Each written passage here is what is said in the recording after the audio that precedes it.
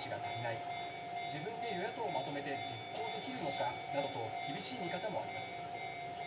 どう調整を進めるのか、小泉氏の実行力が試されることになります。以上、国会でした。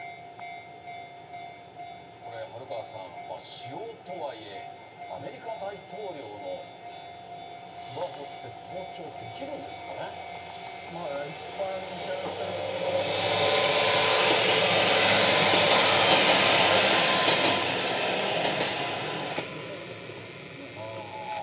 当然分かってると思います。